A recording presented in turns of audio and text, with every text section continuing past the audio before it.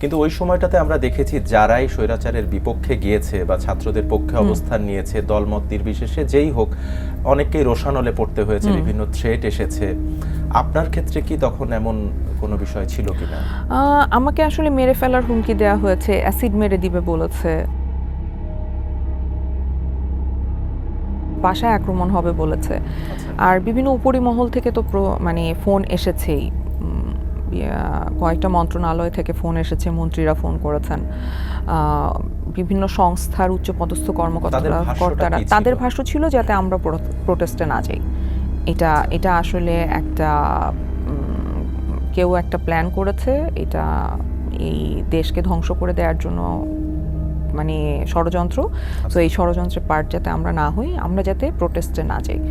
কারণ আমাদের প্রোটেস্টে যাওয়াটা, মানে আপনি চিন্তা করতে পারবেন না, বেশিরভাগ মিডিয়ার মানুষ গিয়েছে। আমরা যেদিন প্রোটেস্টে গিয়েছি, রাস্তায় গিয়েছি অগস্টের 1 তারিখে, তো ওই দিন বৃষ্টি হয়েছে, বাট আমাদের ওখানে কিন্তু প্রচুর লোক হয়েছে। এবং মিডিয়ার ইয়াং জেনারেশন, আমি তাদের কাছে গ্রেটফুল। আমরা যখন আসলে ওদের সাথে, মানে আমরা একাত্মতা প্রকাশ করব বা আমরা ওদের সাথে যাব, এই জিনিসটা নিয়ে কিন্তু সিনিয়র যারা আছেন তাদের মধ্যে কিন্তু এক ধরনের দ্বিধা ছিল যে আসলে যাওয়াটা ঠিক হবে কিনা, কিন্তু হ্যাঁ, যাওয়াটা ঠিক হবে কিনা বা ওদের 9 দফা দাবির সাথে একমত হব কিনা।